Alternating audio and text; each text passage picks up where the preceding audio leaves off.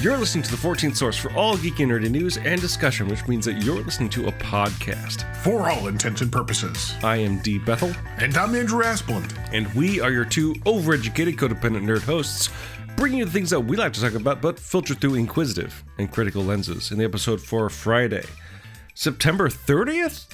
2022. Oh, yeah. Wow, sorry. Whew, end of September. I had to check the calendar. I was like, I'm that sad. Can't be true. My birthday month is over. And I mean, we didn't talk about Doctor Who at all.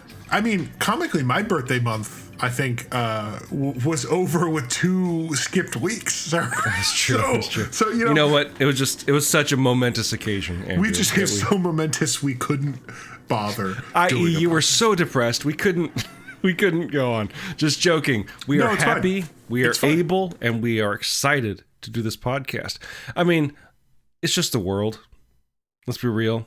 And let's also be honest. The world dropped another interesting piece of news for the nerdy and geeky among us, Andrew, this week. I'm like holding on like, oh shit, what are we talking about? Oh, everybody's favorite Canadian, Ryan Reynolds. I was trying to think of another Canadian. I'm like, Cory Doctorow? No. Really? All right. I was just finding a Canadian. John Rogers, actually Canadian as well. So you know what? Oh, Jesus. Is he really? That's upsetting. Originally, I mean, like...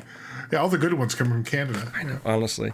But no, Ryan Reynolds released a video that is actually kind of interesting in a lot of ways. And I know this was interesting or relevant to my interests because, yet again, all of my friends decided to text me. Even though I hadn't watched the video yet, I knew exactly what it was about because Ryan Reynolds apparently made a video about the progress of Deadpool 3, the first Deadpool film, and ostensibly the first mutant franchise that previously owned by Fox to be produced under the Marvel Studios banner that is being released, because also a release date was announced. But the big thing is this. It's a very funny video. We'll include it in the show notes. But the announcement was that nothing about the story necessarily. It's mainly who was also going to be in the film. Who was stunt casted for the film. Or should I say, Hugh was going to be in the film with Ryan Reynolds. And that announcement, of course, was that Hugh Jackman seems to be on board playing Logan again one more time for Deadpool 3. Yeah. Which is coming out in September 2024? 2024, yeah. Yeah. So, I mean, what's funny is when I saw the tweet, 'cause it was from Ryan Reynolds' Twitter account that I saw it, the video. Also on his specific YouTube channel. On his specific, was it on, okay. But it wasn't like couched, honestly, like I wasn't sure if it was like a commercial for Mint. Right, which is Mint Mobile or Aviation Gin, yeah. Right. And in fact, I think he pours himself an Aviation Gin in the video. Because you know what? When you have an opportunity, you take it. Yeah. So I didn't know what I was watching until, in fact, until as it goes on, he starts mentioning Deadpool and how they weren't sure what to do and whatever else. I will say, if you haven't seen it, go watch it. It's not a trailer. It's not a preview. It's literally just him sitting on a couch. It's him being Ryan Reynolds charming. And yeah. That still has cachet as far as I'm concerned in a lot of ways, which is interesting because of this. Like, if you want me to get nerdy for a second, you didn't ask, but I'll do it.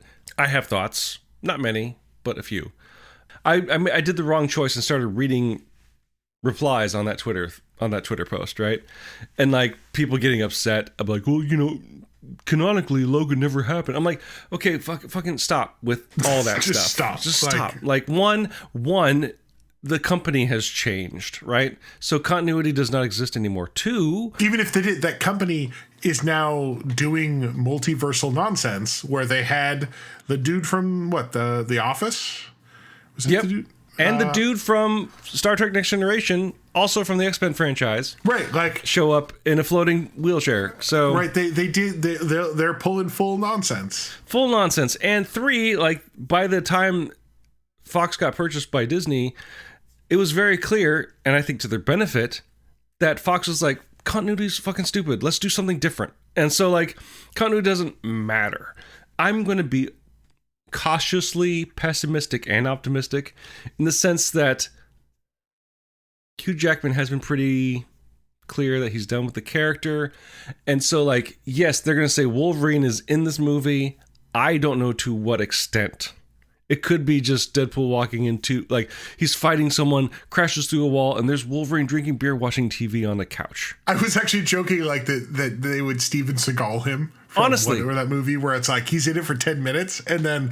That's the other thing. Like, his return could be completely irreverent, which is actually very apropos of previous Deadpool films. Like, It could be actually something that pisses a lot of nerds off. Like, he could be just, like, completely not the Wolverine that people want or remember or expect. Honestly, that I'm more interested in that angle than I am with, like, Wade Wilson and Logan team up to be superhero, blah, blah, blah, right? Like, I'm not excited about this announcement because it's just an announcement. It's not actually anything because it could be a cameo. It could be a starring role. We don't know. It's Ryan Reynolds sitting on a couch. Yeah. So it's a fun video, and I love, if anything, the ongoing dynamic between Ryan Reynolds and Hugh Jackman. Right, that's actually the thing. Like, I will admit, I did talk to I had some conversations about it, and my thought was that I could even imagine, the ongoing struggles with Disney, Marvel, and Ryan Reynolds about making this movie, right? Like, we want to do this, we want to do that, and the idea that somehow Ryan Reynolds is like, you know what? Let me do what I want, and I'll get Hugh Jackman to show up, right? And of course, because they've been having this weird relationship online, they clearly, I think they're friends at this point. Yeah, well, they did star in a movie together, right? And the idea that Hugh Jackman's like, I'll do that. Like, I'll do this for you as a fun gag, and I'll get paid a shit ton, right? I do like the limited lore of the ad, which was that Ryan Reynolds and Hugh Jackman are just living together. It reminds me of that those wonderful shorts they did with Thor living with that just normal dude. Where was Thor during Civil War? Yeah. Yeah. He's just hanging out with his roommate Frank or something like that, right?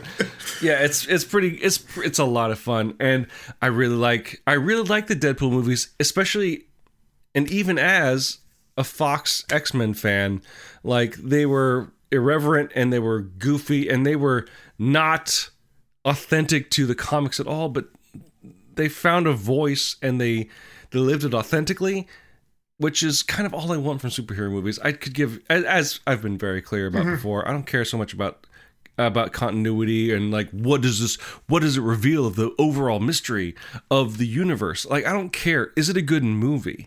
And Deadpool's hit or miss, but, like, I think overall they've hit more than they missed, just because of the fact that they're so different and unique, and a very loud and interesting voice in the malaise of superhero cinema.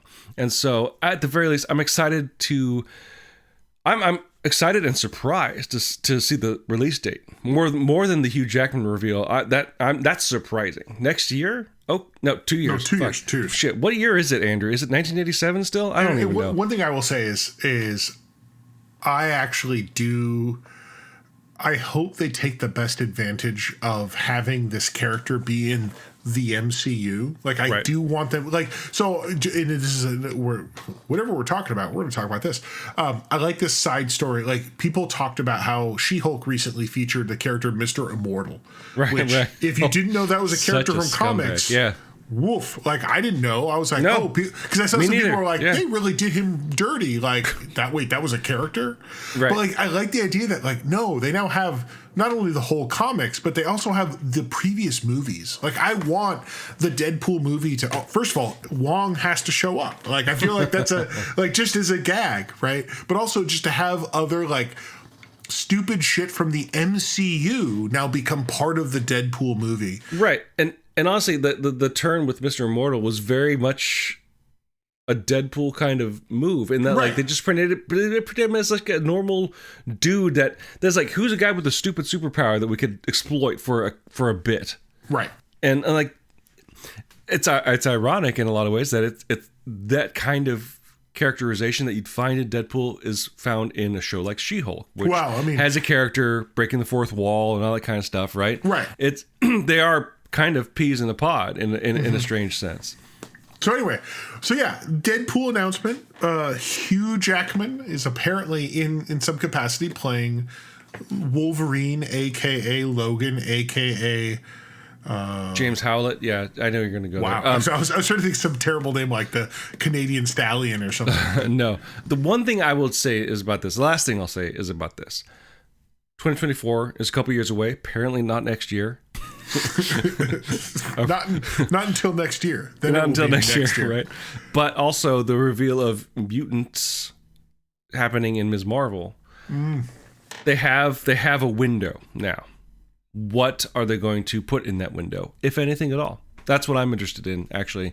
If again, just to kind of see how they play with this now that they have kind of a field to play in. Nothing but D-list mutants. Let's hope so, right? We can get. Oh God.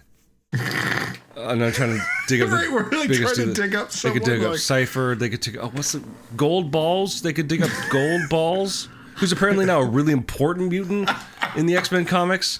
Anyway, I'm getting off topic. What I'd like to actually talk about this week is sort of the treatment of superhero films and TV as D-list properties, anyway, by the corporate conglomerates that own them. Because why superhero films? Because I hate to tell you, Andrew, Batgirl's never coming out. And that's actually and I think that's a good point.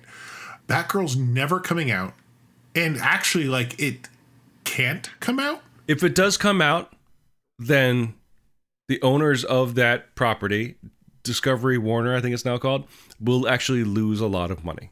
Right. At the same time, not related to superheroes, recently Discovery Warner, the same company, removed a lot of content from HBO Max, which I thought was related to the Batgirl thing in terms of some sort of weird tax write-off. Right. But it's probably more just they don't want to pay royalties. Right. So it's easier to just remove it and not pay the people royalties. But what's weird to me about it, and why I think this is something I want to talk about, is that this idea that there's creative artifacts. There are things that people made that have been black holed by a big corporation. Right. And in the case now, because so much stuff was streaming, that there was never even a physical release. There's no I've got the DVDs in my car, or I bought the VHS, or even I have the reel to, I have the 30 millimeter or the 8 millimeter, 9 millimeter, back into the left, back into the left. Whatever the film print, right? The idea that, there's always been this idea that when something came out, there was a physical representation that in the worst case that in 20 years someone would be like, oh, I got these prints from the theater and we now have this movie or whatever. Here it's no, this showed up digitally and now it's gone. Which paints an interesting landscape, because the idea with digital media is that we live in a post-scarcity world. And apparently that's not true, because corporations still own media, right? Not only own, but can control. Yeah. Right. Because again, I think technically intellectual property law, they owned the DVD, but you bought it and you could watch it, or the tape or the print of the, but now it's no, you could never buy it. Or if it was on iTunes, a digital buy, they can take it back. Right. If you didn't have the wherewithal to download it, right? Download it, which, we don't always do. Although now I'm shit, let me go start downloading stuff. Because it goes back to the idea of what is digital purchasing at this point? Are you buying a product, or are you buying a license to a license, right? Yeah. And we saw this years ago with PT, the playable demo. Silent Hill. I'm sorry, for Silent Hills. Yeah. Silent Hills. I forget. Yeah. And the Hideo Kojima starring Guillermo del Toro. Del Toro. Yeah, no, he was behind it. Yeah, and then starring Norman Reedus, right? This great promise for Silent Hill, apparently. So it's weird because I forget they're also all affiliated with weird baby game. Yeah. And then Kojima did something else with Norman Reedus, which is basically get him naked. And have him drink lots of Monster Energy drinks. And carry things. Carry things, right? Sam Bridges, what's the metaphor? I can't figure it out. But the thing is, it's interesting because we think of digital as being immutable, but I'm getting a lot of and not to always bring it up every time we have a show, but it's kind of our thing. It's kind of what started the show. It reminds me of early Doctor Who. But the difference is not that they lost that they wiped or lost or got rid of the original film or tapes of the show. It's like legally, financially, we can never release them. Or in the alternative, they won't. And like, not to get into nerd law territory, but like, I kind of want to know what this is how this is sort of piquing your lawyerly interests. So when this started, when Batgirl was announced that like, oh, it's being canceled and being, like they'd already spent the money, like it was basically done, but they're disappearing it. My understanding is that part of that was able to be done because of the merger. As I've looked it up, like there was hey, we did a merger, we're doing a change of like business plan, right? And so we're intentionally going to take the thing that was on the previous business plan and disappear it. I could be wrong. I'm like, this kind of shit is not my area, but like, because of that, like it has to like, oh, it's gone. We're going to disappear it and write off everything that happened because of it, that we spent on that as a write-off. So a shareholder can buy a new yacht. Yeah, just another piece of the puzzle showing that Hollywood doesn't want Brendan Fraser to come back, despite the fact that the world loves and adores Brendan and Fraser. Wants him back.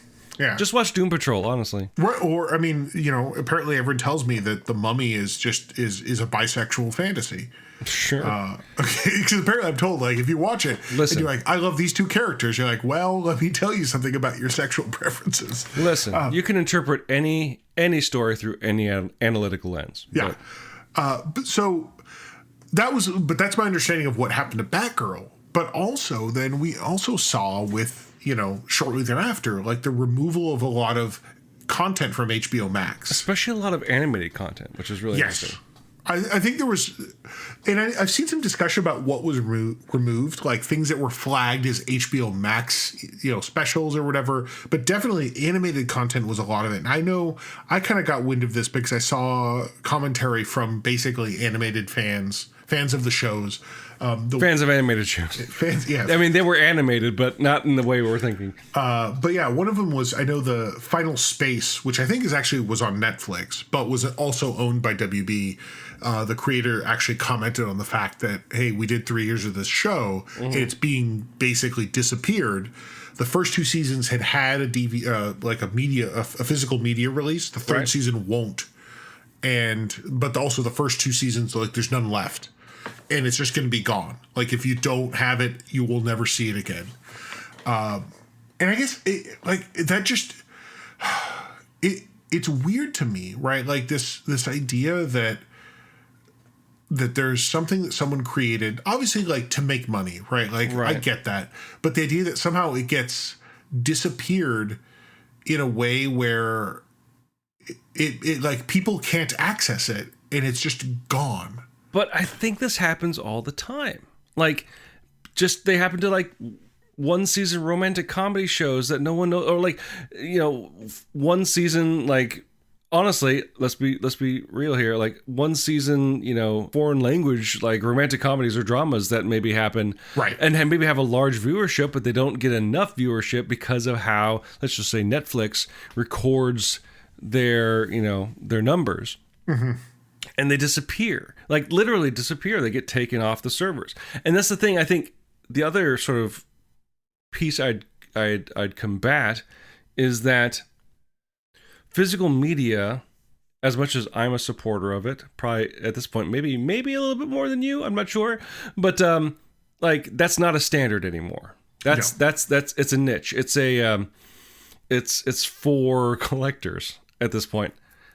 So it's not a standard, like, you can't expect physical releases. And like, a point I can bring up is the beloved Disney afternoon series Gargoyles, which it wasn't immediately upon the show was done, but early on in sort of DVD runs and stuff like that, and appeasing nerd fans, they'd released a season 1 DVD set and a season 2 part 1 DVD set. Right. They didn't release season 2 part 2 for like 10 years. Yeah, actually, I think I bought season 1 maybe in all season 1, but like actually I didn't buy season the 1 rest. was complete. Season 2 is where they broke it up. And I get that. I think one of the things, and probably I think about this a lot because of Doctor Who, because of what happened to Doctor Who. We are touchy about this kind of stuff. Like the idea that like, and I have a good friend of mine is an archivist, or archivist if you prefer. The idea a librarian, I would like to call him, but for film. And so the idea that like there's this that something gets created. And, you know, if you don't know, as a listener with Doctor Who, that, like, yeah, the BBC put all this old shit in the vault, and eventually they're like, oh, fuck, we need room. Just burn that old shit or record over it or whatever the system was. So the idea that there is Doctor Who where the original prints were just destroyed. Right? Or, erased, copied over. Erased, yeah. Right? We should say this, the context is a little different now, because, like, Doctor Who wasn't necessarily appealing to adult fans, right? But like Doctor Who originally was a kids show. It was a kids show that needed to fill a lot of time. It was weekly for like 35 to 40 weeks of the year. It was just content, not a phenomenon, right? So like we have too much of this shit. We need to like get rid of it, which sucks. Right? Which digital should have solved the problem of. Should be right. We say like the idea that there's, you know, it's digital, like there's no scarcity. Like we can store it. Worst case, we can store at least a digital copy and have it available. Or we could introduce scarcity with something like, I don't know, non-fungible tokens. Right. Well, and that's no. I don't want to go down that road. And I think what makes it makes me salty because the idea that like if I like we know this thing exists. Like it literally came off of HBO Max a year ago. Whatever the show you want, it exists. Somebody has a copy of it. Someone at HBO or Discovery or whatever the fuck that company's called. Although there's things like I read about some of the creators say like I don't have a copy. Right. You know, like I made this show. I don't have a way to watch it anymore. Right. Read your contracts. Yeah.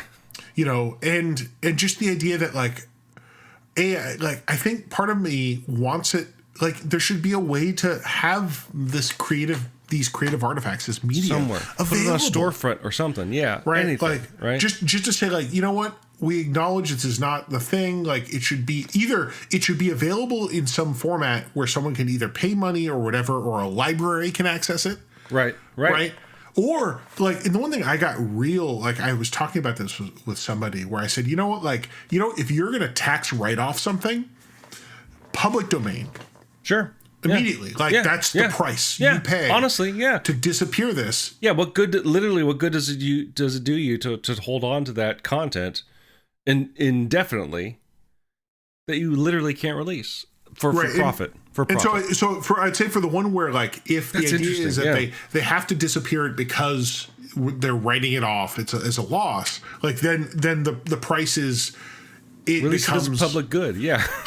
In the alternative, like for the one where they just don't want to pay royalties, like then my other side of my brain is like, well, then it reverts or something, right? Like then other people get it. Like you don't get to sit on it just so you don't have to. And I say this. I've read a lot of like I follow TV legend John Rogers, and he always says like, yeah, don't ever expect royalties, right? Like again, the man wrote the first Transformers film and apparently never got paid for it because it was never profitable. Nope. Clearly, that movie did no numbers. Right. Yeah. But and now there's the whole issue with like oh yeah, the way that they do different streams of video. But like it's like if you're gonna disappear something so you don't have to pay royalties, then you don't control it anymore. Like right. I want to be harsh about this because the cost is there are people that aren't getting paid, there are creators who are like losing their livelihood, but also yes, I get all these shows may not be the greatest things. They're not high art or low, whatever. Let's not argue high art. Like all art is art. Right. And to withhold it because, I don't know, you're a greedy piece of shit corporation, I don't think that should be allowed. Like I'm gonna hard stamp on my leftist principles here. some solace I can maybe offer, not from any sort of insider position or anything, but like for the people involved in the production of the film, the creatives, the writers, the producers, the actors, musicians, even, like, it's not a total loss because they still have that production experience, and from what I understand, like, getting hired is word of mouth, and like, if it was a good working experience, those people have opportunities, despite the fact that the film had never released. Because honestly, I think a lot about video games. Games that bomb, no one blames the actual programmers and artists on the game. They're trying to make the best game they can. It's usually blaming the publisher, right? And honestly, it's valid because they're fronting the money, and they say, no, you're making this game, but also do this, and this. And like, well, doing this, and this will make the game bad. Like, I don't care. Do this, and this. Make it like Fortnite, right? And they're like, okay. and so the thing is, like, a game that bombs is, from what I understand, it's not a black mark on your resume. It's like, oh, you actually shipped a game. Like, that's actually gold on a resume, more than, because you have experience, right? Not to go, this is not all of a sudden a podcast about like how to get a job out of college, but so I don't think it's a total loss for the people involved, the creatives involved with the movie. But I honestly, what we're talking about is that it's a creative loss and a content loss for fans, right? Because bad or good. Because I think there were comments about the movie maybe not testing as well as Warner Brothers wanted it to.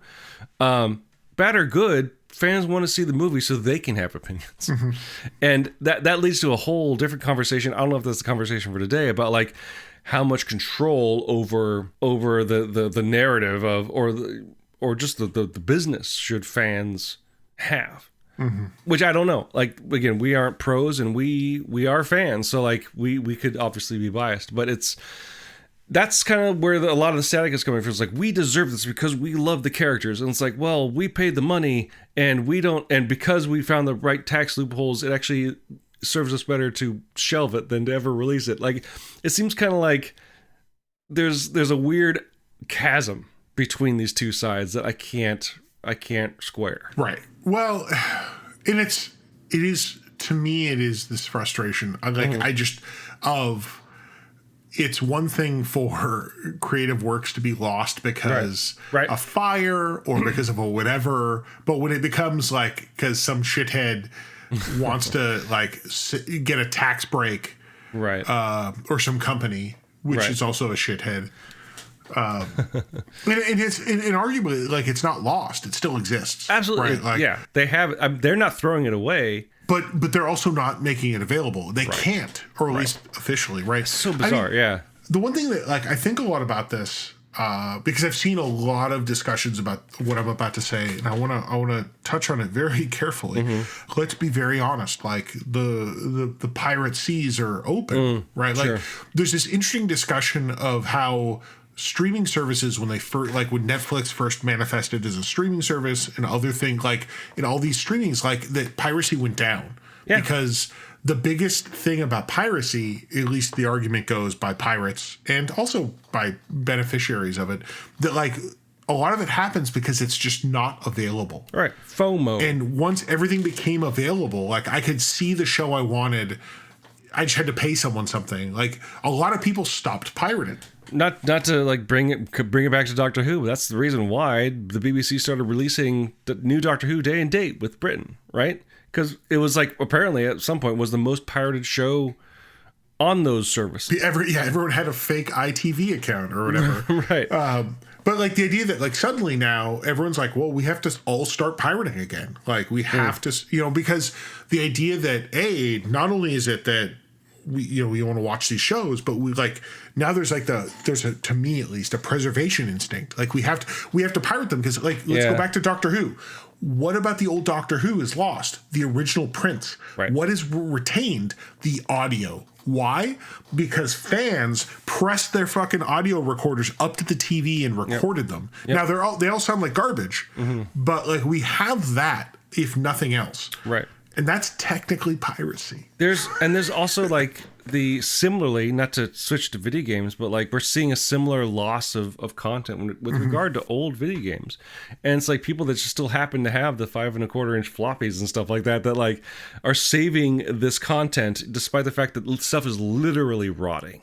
Right? That makes it realize that like this video games and nerd shit seems so new and virile, but like it's old. It's getting old. Like the early stuff is getting old, and there's a whole lot of hoops we have to jump through to preserve this, unfortunately, right? And the thing is, like, I think the digital age has made this preservation desire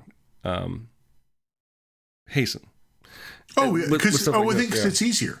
Like we now know that we don't need a big building to at least store a version. No, of it, we need a cloud. Right. Or a lot of hard drives. Right. Yeah, and don't get me wrong, like my archivist friend would have commentary about like the quality loss and stuff. But but even to have some version is better than no version. So the argument, it sounds like, for let's just say Batgirl at the very least, but all these other shows that are being taken down from various service, but we've been talking about HBO Max, is to, and Batgirl's an interesting, is a sort of one-off case, but like to make the preservation of this stuff have perceived value. Even if it's like, sure, it's not on HBO Max, but like put it on Amazon so you could buy the season. Or if you can't make money from it in any way, public domain. Right, lose. But that's never gonna happen. I know. And also like I have big public domain feels because I think like culture benefits from having a public domain that gets expanded more than once every decade. I like the one running joke we have on the show over the 8 years that we've been doing this is that Andrew has thoughts about copyright law, and we're going to get to it someday. But not today, dear listeners. Well, I mean, like public domain, that's what you need to hear. That's what you need to hear. That's why we have gone public domain with this show, dear listeners. We basically have. I mean, honestly, yeah. It's an interesting problem, and it's the sad part of it that makes it that keeps it from being just purely academic is that people are pouring in effort and voice and talent into these things that are either never going to be seen or will never be seen again. Right. And that's too bad. But hey, Wolverine's going to be in the next Deadpool movie. Cool. Right? Unless Disney decides to black hole that one, which they won't. They'll just edit him out or something. I don't know. Right. That's a whole other conversation we could have. I do think the editing stuff, like, it's actually like that. We kind of started, I think, with a little bit of that. Right. This idea that editing content that's also questionable. Like, it's kind of Disney's angle as well as vaulting some stuff. That's like, okay, no, we'll keep stuff up, but we're going to change it from what it really was, from what it initially was. And I think I think my brain wants to have a big conversation. I think there's a different one there because I think so. This is big. This is a big topic. Right. I think that's part of it. It's a separate thing. For those that don't know, I'll just give the brief overview. Disney apparently from the get-go had promised that Disney Plus, everything on Disney Plus would be like PG-13 rated at most. And when they bought Fox and when they bought everything, they started and I think the biggest example was when the rights to the Netflix MCU shows reverted back to Disney. They put those shows on Disney Plus, and if you haven't seen those shows, Jessica Jones is not a PG. I guess it is technically, but it has some heavy themes. But that's actually not the show that. I'd say Daredevil had a lot of. Daredevil was gore. just violent, right? Yeah, and a lot of the fight scenes from Daredevil were edited to remove blood. Like the scenes were still there, but to remove blood. I don't know if they edited down like run times, but that's the thing you should edit. But also not the blood, right? But also even more localized. There's the scene in Falcon and Winter Soldier when I'm going to call him U.S. Agent, but like the Captain America character, we don't see him do it, but we see it off screen. But like, wait, it happens off screen. He beheads someone with his shield, and like he pulls the beheading happens off screen, but then he pulls the shield back up, and it's lined with blood. And apparently they edited that so that there's no blood on the shield anymore. So that original content, that original presentation, that original moment is gone. And so, like, there's an interesting argument there that maybe, I guess, we'll come back to a part 2 at some point in the future. Should, yeah. Maybe when it pops up in the news again, then we'll come back to this. Right.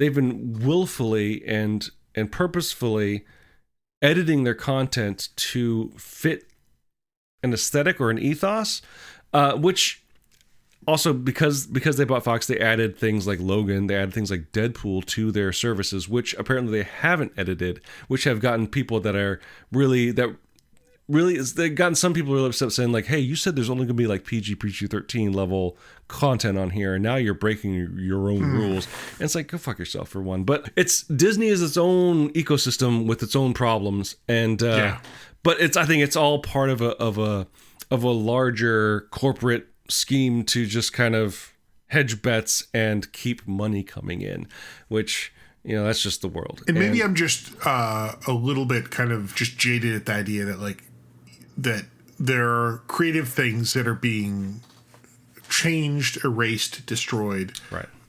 At the end of the day, only because some dipshit CEO thinks it'll improve shareholder value. Because of spreadsheets, right? Like, right. That's the unfortunate part. And nothing against spreadsheets, you know. Statisticians are good people too. I get it. My job is spreadsheets. But you know, we're all doing our best. It just sucks that it sometimes doing the best thing, it comes at the cost of losing, like you said, art. No matter how you define it. So if you, dear listeners, have any thoughts about the topics we discussed this week, feel free to leave your thoughts as comments on the page for this episode at forallintents.net. You can also post your comments or engage in conversations with other listeners on our Facebook page. You can find us on other social media as well, such as Twitter and Instagram, where you can find us at our respective handles. On Twitter, you can find Andrew at Profound Dark, tweeting about tabletop role-playing games, and you can find me at dbethel. You can also find us on Instagram, where you can find Andrew at Profound Brick, and me and my work at dbethel Comics. While you're on our website at forallintents.net, you can also take a look at our YouTube page, which you can find by clicking on the link in the corner that says YouTube. But you may already be there, because we also have our show up on YouTube. And if you are there, please like and subscribe, or as the kids say, ring the bell. We use 2 tracks of music for our show. One is called Disco Medusae. The other is called District 4. Both written and performed by Kevin McLeod, the Clown McLeod, immortal swordsman, graph paper enthusiast, and musician extraordinaire. You can find his music at incompetech.filmmusic.io, and that's all licensed under the Creative Commons 4.0 attribution license. If you like the show and like to help us out, the best way to do so would be to subscribe to the show using whichever podcasting service you happen to use. What would help us out even more, though, would be to go to their storefront and leaving some sort of review, whether a text review or using their proprietary metric will help spread the word to new potential listeners through the magic of algorithms.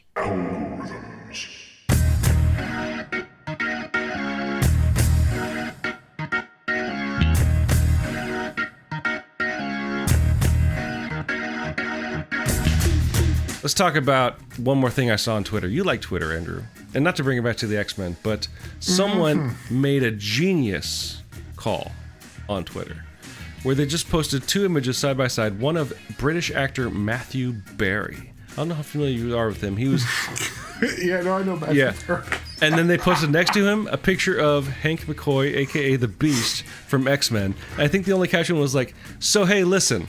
And so okay, what I love is every commentary about Matthew Barry playing somebody, whatever it is, you like your favorite character. Like I saw Matthew Barry playing Strahd from Dungeons and Dragons Ravenloft. Matthew Barry is like there's all Matthew sorts Barry's of like Frasier. Fuck this. Yeah, absolutely. Like, just him playing all sorts of people, and yes, actually yes. And what I love about in the replies, and I'll try to find the tweet and put it in the show notes, your listeners, is like they were like, okay, so Hank is talking to Gambit and Rogue, and like they just post a scene from What We Do in the Shadows or from IT Crowd, right? And it's so good because he's got such a like this might not be appropriate, but there's a scene from the IT Crowd that I will never forget because he plays such a scumbag, which is kind of his milieu. But like, he plays like a corporate overlord to tie back to what we talked about earlier, and he's talking to this woman who's the manager of the IT department in this company, and she's like talking back to him, and she's like, "I'm gonna get fired." And he's like, "You know what? You've got spunk and you've got balls. Two things I love in a woman." I'm like, oh my god, who is this guy? Selling that with such like baroque conviction. I'm like, and it's great to see him shine as things go forward. Like, obviously, What We Do in the Shadows. And right. Garth Marenghi's Dark Place, like he's wonderful, and yes, he should absolutely play Hank McCoy the Beast, which would be interesting because keep him British. Like it's what they did with Patrick Stewart and Professor Charles Xavier, who is from upstate New York by birth, but you know what? We got Patrick Stewart. You don't make him do an American accent, and you know what? You don't make Matthew Berry do an American accent. What was it? Was it Johnny Daytona or whatever? Oh yeah, yes. Oh man, it's reference to what they do. We do in the shadows. What we do in the shadows. Yeah. I jokingly, I've only seen episodes of. Like it's on my list to start. It's a slow start, but once you get into by the end of season 1, and then it's just like it's off for the races. It's a great time. I think you would love it, especially for Matthew Berry because everything I've seen, I do love. Yeah. So until you fan cast Matthew Berry as another wonderful character, dear listeners, I'm D. Bethel. And I'm Andrew Asplund. And for all intents and purposes, that was a podcast.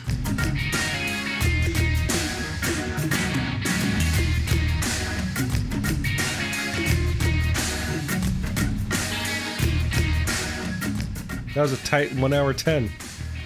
With like 30 minutes of fuck around. Fuck around, and then Glenn with his quesadilla problems. Quesadilla.